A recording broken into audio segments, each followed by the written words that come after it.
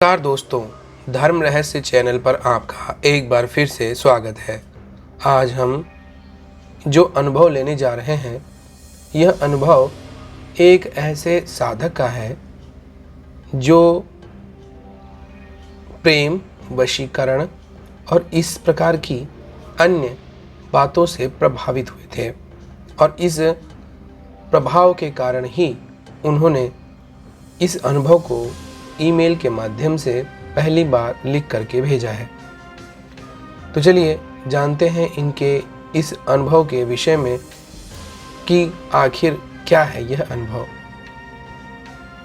प्रणाम गुरुजी, प्रणाम सभी धर्म रहस्य के सदस्यों को। मैं राजस्थान जिला जैसलमेर गांव रामगढ़ से हूं। मैं भी अपना अनुभव भेजना चाहता हूं।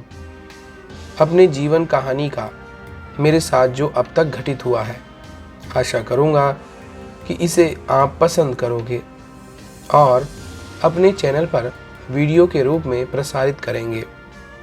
यह मेरा पहला ईमेल है, इसलिए यदि लिखने में कुछ गलती हो तो नादान बच्चा समझकर माफ़ कर दीजिएगा। और मैं आपके चैनल को लगभग पिछले 4 साल से देखता आ रहा हूँ। आपकी सभी वीडियो मुझे बहुत पसंद आती है क्योंकि उसमें लोगों के गजब के अनुभव होते हैं और आपको भी मैं हाथ जोड़कर कोटि कोटि प्रणाम करता हूँ गुरुजी। और इस बात की मैं जिम्मेदारी लेता हूँ कि मेरा यह अनुभव किसी और चैनल पर प्रकाशित नहीं होगा। यह अनुभव सिर्फ धर्म रहस्य चैनल को भेजा जा रहा है। और वैसे भी गुरुजी, और चैनल पर अनुभव मैं नहीं भेजूंगा क्योंकि इसकी एक बहुत बड़ी वजह है, आप लोगों के सच्चे अनुभव प्रसारित करते हैं और अन्य चैनल आपके चैनल के आगे टिक भी नहीं पाएंगे। क्योंकि मैंने बहुत से चैनल देखे हैं पर उनमें से कोई भी चैनल आपके चैनल के जैसा नहीं था। आपकी आवाज़ में भी एक अद्भुत सम्मोहन शक्ति है और हाथ जोड़कर आपसे प्रार्थना करूंगा कि वीडियो में मेरा नाम ना बताया जाए, क्योंकि मैं नहीं चाहता कि लोग इसका क्या मतलब निकालेंगे। अब मैं अपने पहले जीवन की कहानी का पहला भाग लिख रहा हूँ। लोग कहते हैं कि प्यार बर्बाद कर देता है, लेकिन मेरे जीवन में घटी घटना को मैं बता रहा हूँ। मेरे पिता पहले डॉक्टरी का काम करते थे और हमारे पास एक खेत भी था, लेकिन हमारे पिता के बड़े भाई का किसी और औरत के साथ अफेयर था। इसलिए हमारी बड़ी माँ बहुत दुखी रहती थी। एक दिन हमारी बड़ी माँ को बहुत गुस्सा आया और उसने भी हमारे बड़े बाबा जो थे, जिनसे अफेयर चल रहा था, उस औरत को हमारी बड़ी माँ ने बहुत पीटा और उसके बाद हमारे बड़े पिताजी को अपने घर ले आई। और उसके बाद हमारे बड़े पिताजी ने जिससे उसका अफेयर चल रहा था उसको छोड़ दिया था, क्योंकि बड़ी माँ ने उस औरत को बहुत पीटा था।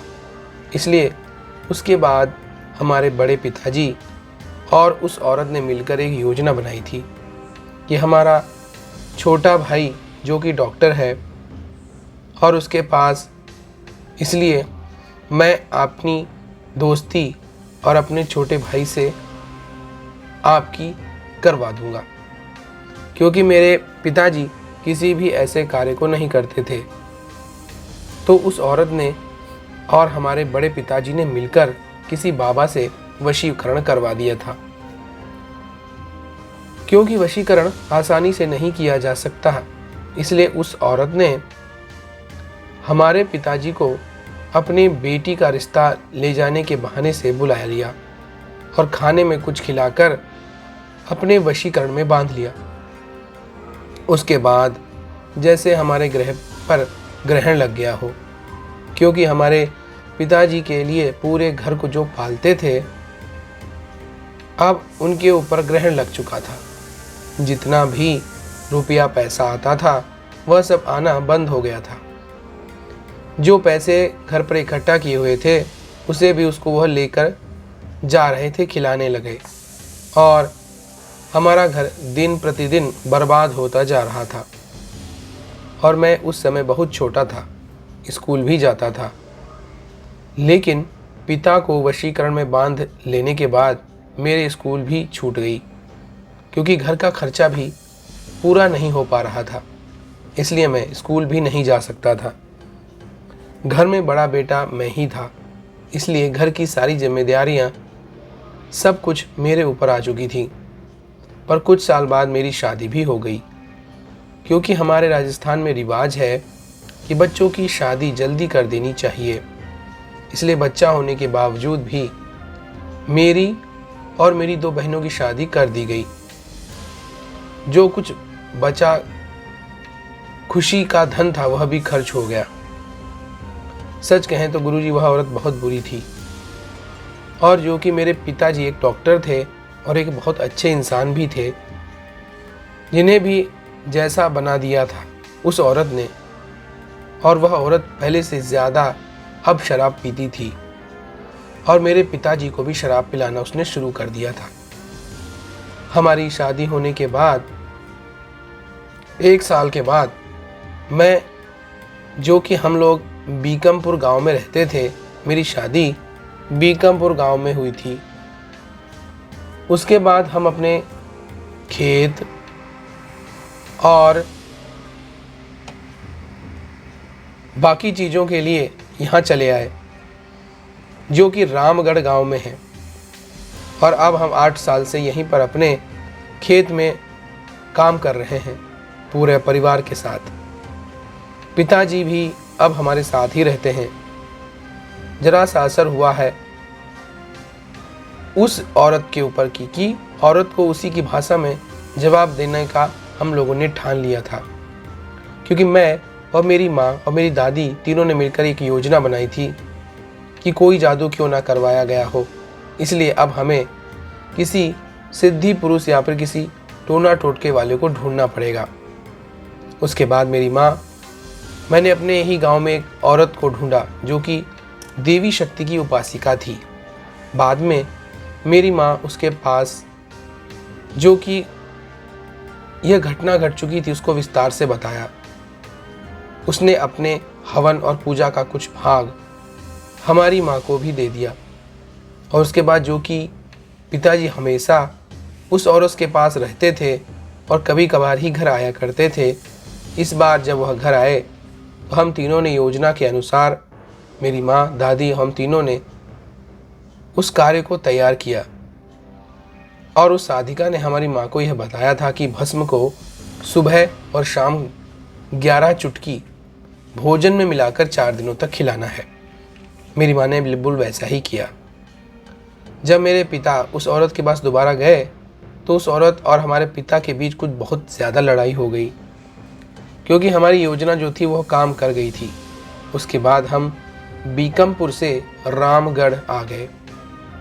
उसके बाद भी हमारे पिता और उस औरत के वशीकरण से फिर वो आज़ाद हो चुके थे। जब तक उस औरत के साथ रहे तब तक उन्होंने जो बुरी आदतें उस औरत ने उन्हें सिखाई थी वह उन्हें छोड़ नहीं पा रहे थे, क्योंकि उस औरत ने हमारे पिताजी को शराब पिलाना सिखा दिया था और शराब को वो छोड़ ही नहीं पा रहे थे।